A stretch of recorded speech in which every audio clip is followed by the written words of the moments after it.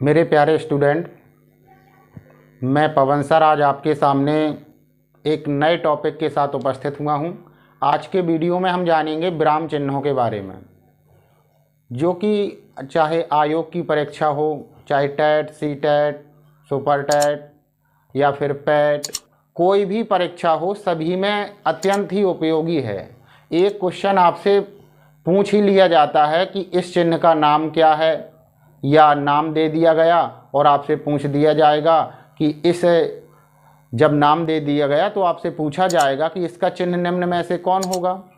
या फिर ऐसा भी कह सकते हैं, वाक्य दे देंगे और पूछ देंगे किस चिन्ह की अभी आवश्यकता है या यहाँ पर कौन सा चिन्ह होना चाहिए था। ठीक है, इन सारी बातों को ध्यान रखते हुए आज मैं आपके सामने लेकर के आया हूँ विराम चिन्ह। चलिए एक नज़र में देख लीजिए। पहले तो विराम चिन्हों का नाम, फिर बारी बारी से उनका उपयोग कि कौन सा चिन्ह हम कहाँ पर उपयोग करते हैं, किस अवस्था में कौन सा चिन्ह का हम उपयोग करते हैं। ठीक है, तो देरी ना करते हुए चलिए अपने टॉपिक पर आते हैं। तो सबसे पहले देखते हैं हम आज का जो टॉपिक है।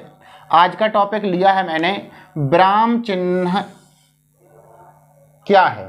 ठीक है, तो विराम का मतलब ही होता है ठहराव या रुकना।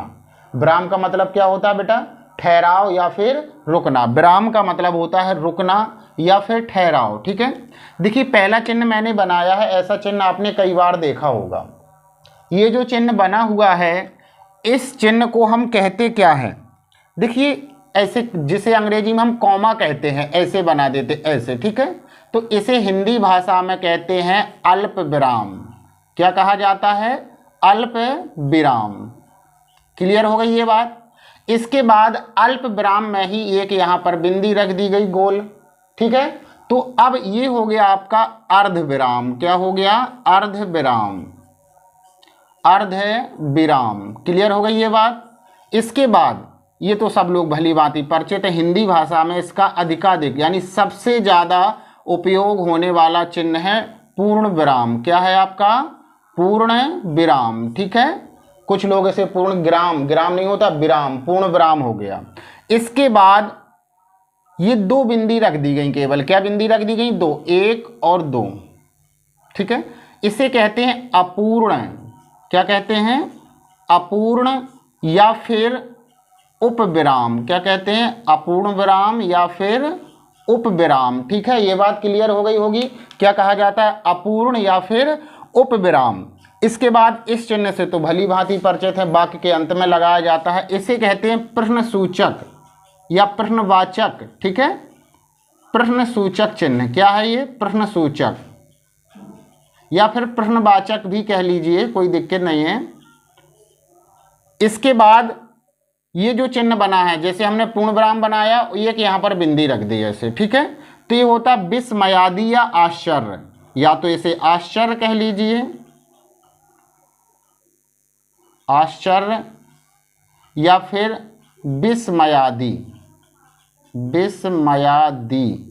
ठीक है, आश्चर्य या विस्मयादि चिन्ह, ये हो गया आपका। ठीक है, इसके बाद ये जो आपको दिख रहा है, जिसे अंग्रेजी में हम डैश कहते हैं। क्या कहते हैं? डैश। तो इसका नाम है आपका योजक। क्या है? योजक। योजक चिन्ह हो गया, या इसी को कहते हैं संयोजक। क्या कहते हैं? संयोजक। या फिर इसी का दूसरा नाम है सामासिक। क्या है? सामासिक।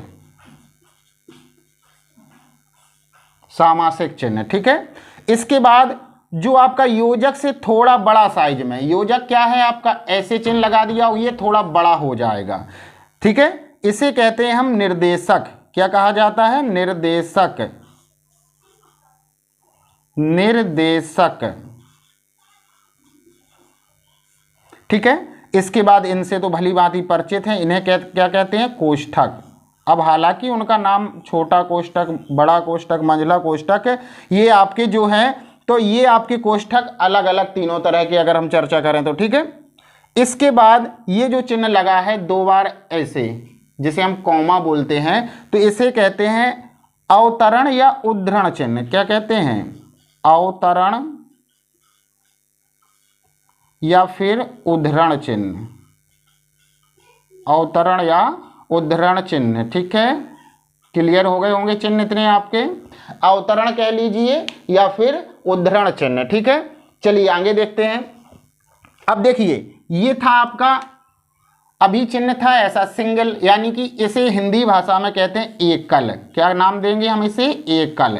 तो इसका नाम हो जाएगा एकल अवतरण चिन्ह या एकल उद्धरण चिन्ह। ठीक है, इसके बाद अब ये दोहरा हो गया। क्या हो गया? दोहरा। जो दोहरा आपका चिन्ह है तो इसमें क्या होता है, इसे हम उद्धरण या अवतरण इसे भी कहेंगे, अवतरण या फिर उद्धरण, उद्धरण। ठीक है, क्लियर हो गया। ये लेकिन कैसा है? दोहरा। कैसा है? दोहरा। डबल में है आपका, तो ये कैसा हो गया? दोहरा। तो इसको बेटा क्या कहा जाएगा? अवतरण या उद्धरण इसे भी कहा जाएगा, लेकिन कैसा है? दोहरा। वो एकल था ये वाला, इसे कहेंगे एकल, इसे बोलेंगे एकल अवतरण या उद्धरण, इसे कहेंगे दोहरा अवतरण या फिर दोहरा उद्धरण। ठीक है, अच्छा इसके बाद आपका दिया गया विवरण चिन्ह। कौन सा दिया गया? विवरण, विवरण चिन्ह कहेंगे इसे। इसके बाद अगला आपका इसे कहते हैं लाघव या फिर संक्षेप। कौन सा चिन्ह कहते हैं हम इसे? लाघव कह लीजिए या फिर संक्षेप कह लीजिए। ठीक है, इसके बाद लोप चिन्ह। ये क्या दिया गया आपका? लोप चिन्ह। ये हो गया आपका लोप चिन्ह। क्लियर हो गई इतनी बात। इसके बाद ये ऐसा यहां दिख रहा है, चलिए ऐसा चिन्ह बना है, ऐसा बनाना है ये चिन्ह। ठीक है, तो इसे हम क्या कहेंगे? इसे कहते हैं हम त्रुटि पूरक। क्या क्या कहा जाता है इसे? त्रुटि पूरक। इसका नाम ही है त्रुटि पूरक, या फिर कह सकते हैं काक पद, काक पद या फिर हंस पद। ठीक है, हंस पद। क्यों कहा जाता है इसे काकपद या हंस पद? क्योंकि ऐसा पैर के जैसा है ना, जैसे कौवे के पैर ऐसे होते हैं तो काकपद हो गए, हंस के पद, यानी कि काकपद या हंस पद कहने का तात्पर्य आपका यही है। ठीक है, इसके बाद आपका ये अवग्रह जो बना है ये है आपका दीर्घ उच्चारण चिन्ह। क्या है? दीर्घ उच्चारण चिन्ह। इसके बाद ये जो बराबर का चिन्ह लगा है ये तुल्यता सूचक है। क्या है? तुल्यता सूचक। क्लियर हो गई ये बात। इसके बाद ये जो नीचे ऐसे नीचे लाइन, अंडरलाइन जिसे हम बोलते हैं अंग्रेजी में बात करें तो, ठीक है, तो इसे हम कहते हैं रेखांकन। क्या कहते हैं? रेखांकन। रेखांकन चिन्ह हो गया ये। इसके बाद ये आपका पाद चिन्ह है, भाग के निशान के जैसा। क्या है? पाद चिन्ह। इसके बाद ये जो दिया गया आपका समाप्ति सूचक। क्या दिया गया है? समाप्ति सूचक चिन्ह हो गया। इसके बाद ये जो लिखा हुआ आपका पुनरुक्ति चिन्ह है, ये कौन सा है? पुनरुक्ति चिन्ह। पुनरुक्ति चिन्ह। ये जो ऐसी तिरछी लाइन खींच गई ये होता है त्रियक चिन्ह। इसे क्या बोलते हैं? त्रियक रेखा या त्रियक चिन्ह। ठीक है, इस तरह से आपके 20-22 चिन्ह ये कंप्लीट हो गए। एक आप इसकी वीडियो क्लिप ले लीजिएगा और स्क्रीनशॉट लेकर ले लें जब तक नहीं, क्योंकि अब इसमें इनका उपयोग बतलाऊंगा तो फिर गड़बड़ हो जाएगा। ठीक है, एक आप क्लिप ले लीजिएगा शीघ्रता से। तो इस तरह से आपने देखा कि हम चिन्हों का उपयोग किस तरह, अब देखेंगे उपयोग। अभी मैंने केवल चिन्हों का नाम दिया है कि किस चिन्ह को क्या कहा जाता है, लेकिन क्वेश्चन तो ज़्यादा से ज़्यादा इतना ही आता है कि इस चिन्ह का नाम क्या है, या कह सकते हैं कि इस चिन्ह का उपयोग यहाँ कहाँ होगा, किस वाक्य में होगा, या इस वाक्य में किस चिन्ह का उपयोग हुआ है, या फिर किसका उपयोग होना चाहिए। ठीक है, ये सारी बातें आपको अभी थोड़ी देर में मैं बता रहा हूँ। 10 मिनट का वीडियो हो चुका है, ज़्यादा से ज़्यादा 2, 3, 4, 5 मिनट और लगेंगे। तो कहने का तात्पर्य आपका जो आपके चिन्ह हैं उनका उपयोग आपने देखा कि किस चिन्ह का कहाँ पर उपयोग होता है। ठीक है, अब आप देखेंगे कि उनका उपयोग, अभी तो आपने चिन्हों को पहचाना है केवल कि कौन सा चिन्ह क्या है। अब देखेंगे हम इनका उपयोग एक नज़र में, ठीक है। मुख्य चिन्हों का उपयोग देखिए, आपने देखा होगा अल्प विराम का तात्पर्य होता है जहां पर अर्ध विराम से भी थोड़ा रुकना पड़े, कम, और अर्ध विराम का मतलब होता है कि अल्प विराम से ज्यादा वाक्य में ठहराव हो, वो पूर्ण विराम से आधा, तो अर्ध हो गया, ठीक है।